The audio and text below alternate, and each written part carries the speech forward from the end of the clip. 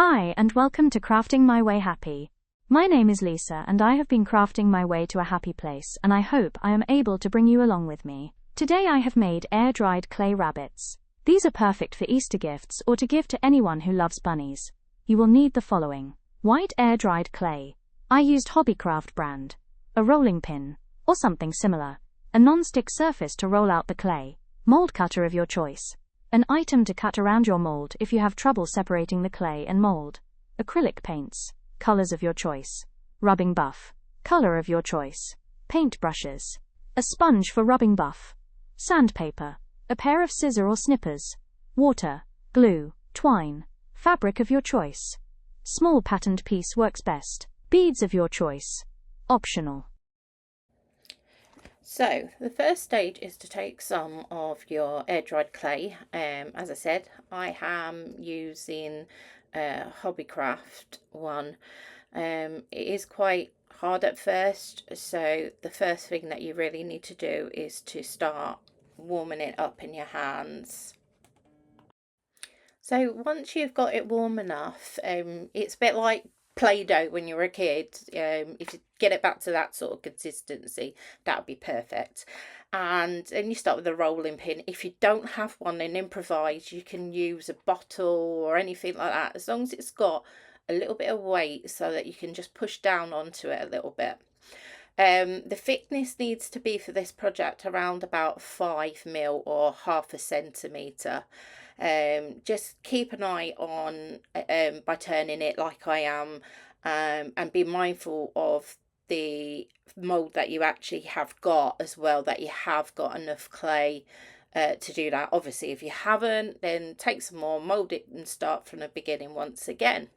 Once you're happy with that, it's time to put your mould onto it. So I've just taken this rabbit and I've just pushed it onto the air-dried clay. So now what I'm doing is I'm just taking, it's like a plastic type knife, and I'm just working my way around the bunny, taking off any excess clay. We can keep that for later for another project or another bunny actually. So just work your way around it. Take your time, because the better you sort of take your time at this, then the less time you will be when it comes to finishing it at the end. You can also use a little bit of water on your spatch. That just helps to separate it a little bit more, and for it to come away a little bit more easier for the bunny.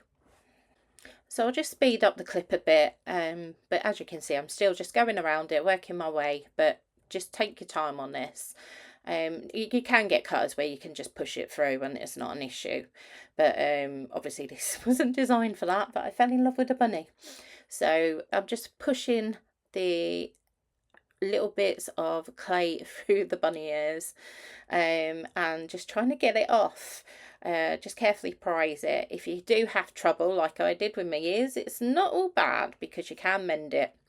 You do this by just taking some more clay. Like I said, it's a bit like Play-Doh when you're a kid, creating stuff with it, and it's a good one to even do with the kids as well. So I'm just going around repairing my poor little bunny's ear rolls.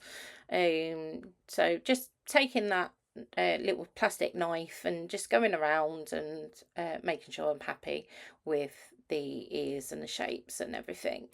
I've just used a little bit of water, and what I will do is go around the whole of the body of the bunny. This is just to make sure everything's nice and smooth, so instead of it being very sort of a jagged edge, it saves you time in the long run, because if not you're going to be doing a lot of sanding, and sometimes it's very tricky to get into places. But I'll speed up this video and I'll see you in the next part.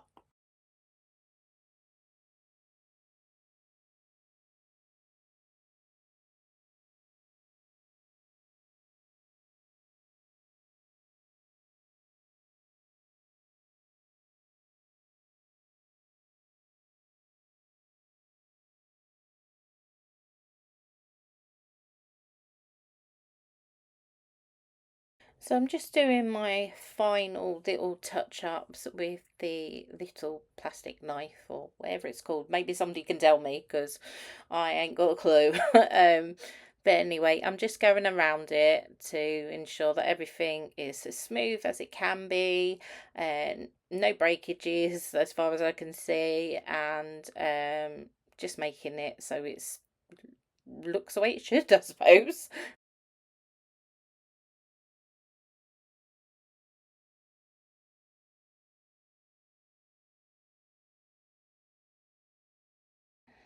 And here you have it, your little bunny. This needs to be now dried for about 48 hours. What I normally do is turn them over as well halfway through. This is just to ensure that they have dried properly on both sides.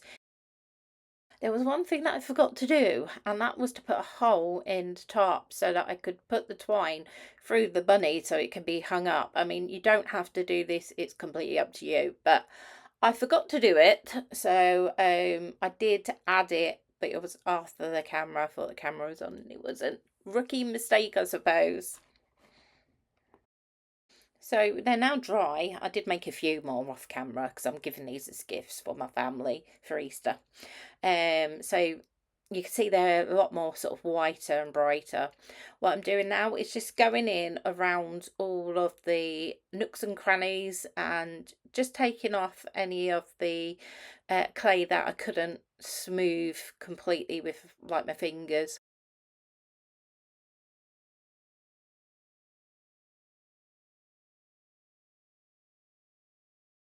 Again, just take your time with this. Just try and get it to the best that you can and be careful because they can break quite easily as well. So I'm just going around the whole of the bunny with some sandpaper, and then I've also got like it's like a file. It's not quite a nail file, but it helped me to get into some tight corners, as you can see. But I suppose if you had a nail file, it'd probably do the same anyway, so I'd give that a go. I'll just speed up this clip. Obviously you can get the gist of it.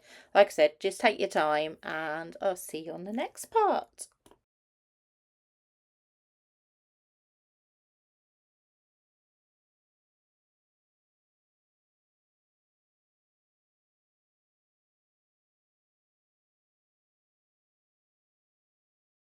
So once I finished sanding, it was then time to paint. So I'm using an acrylic paint that I got from a shop called The Range here in the UK. So I'm just painting over these and giving them quite a good coat. I know the clay is white, but it's a lot brighter actually if you paint them as well with the white. But you can paint them any colour you want, to be honest. Also, because the clay is very porous, water that if it comes in contact with it can destroy it. So having the acrylic on top gives it one barrier, and I would advise to put a varnish on as well. So the acrylic don't take long to dry. So I then decided once it was dry that I was going to try a rubbing buff. Now I've never ever used this before, but I've seen it on a few craft shows. So I thought, oh, I'll give it a go. Anyway, I was really impressed with it. You can really see the pattern that was on the bunny just coming to life. So, and a little goes a long, long way. So I'm just rubbing it on here with a sponge, just really, really softly, and just going over just to bring out all the patterns on our little bunny.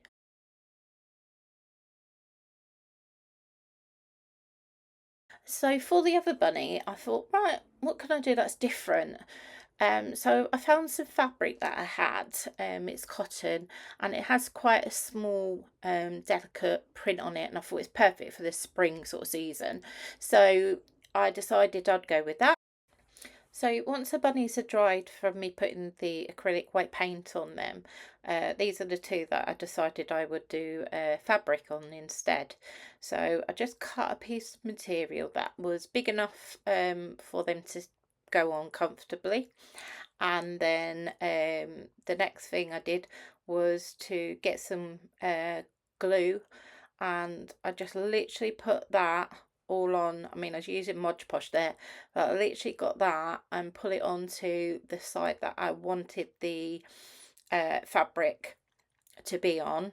As you can see, I'm just sort of putting quite a bit on it just to ensure that it does adhere to the surface of our bunny.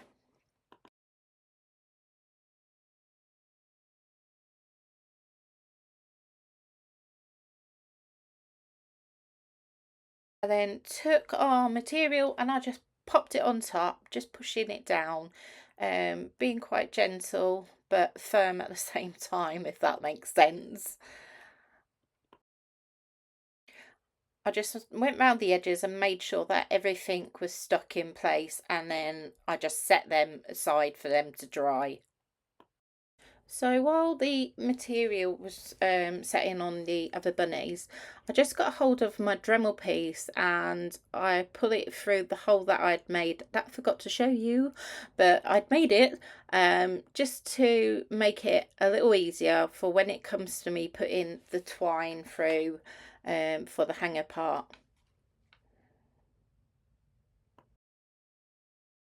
So once these are dry, I just picked up a pair of snippers. I find these easier for me to control due to sort of one of my disabilities.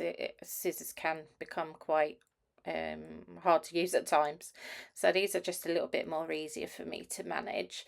And also you can get really quite tight into the smaller areas. So just carefully prising it away, working it bit by bit, taking my time doing it. As you can see on the left hand side, there is one I made earlier. So yeah, but yeah, just take your time with it, enjoy the process, and enjoy what you've achieved afterwards as well. These are just going to make such a lovely little gift, and they don't take that long to make. All right, the drying does, but you know, they are a nice little gift. It's thoughtful, and yeah, somebody would be really happy with them. Also, with this craft, it does mean that you can do it over days. So, if you've got a health problem where one day you're not too bad and the next day, you know, you crash, then it's a good way that you can do bit by bit and it won't be affected. The end result will still be the end result. So, it is a good little craft to learn, and there is so much that you can do with the clay and also use with other mediums as well. So I'll touch more on that at a later date. So I'll just make this a little bit faster for you so you're not being bored watching me cutting, or attempting to anyway.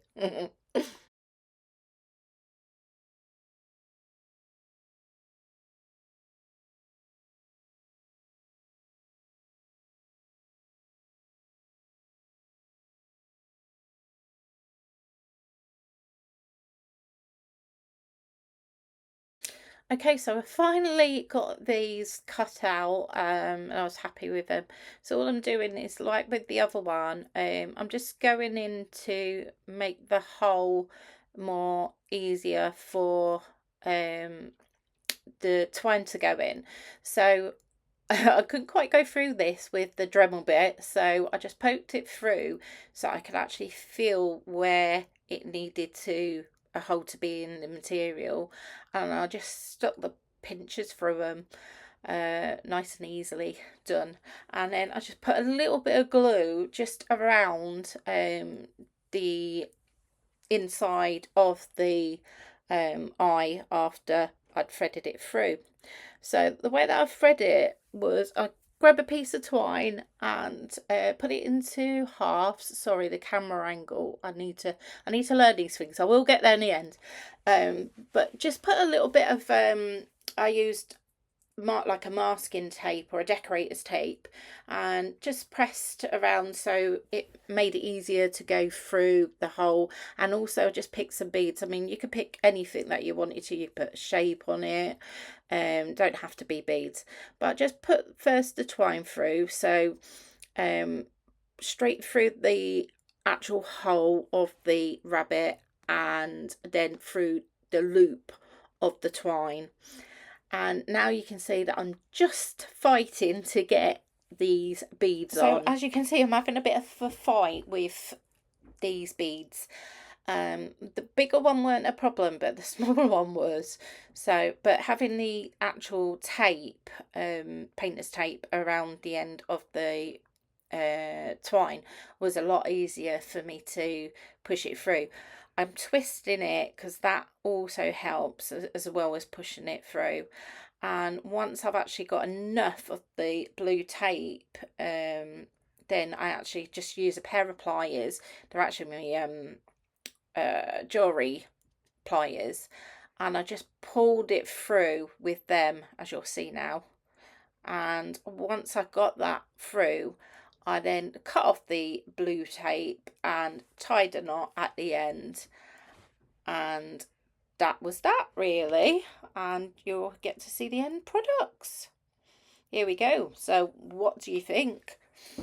I think they look amazing. The colour on that rubbing buff is gorgeous, and I did add a couple of beads as well to this one, which I had already.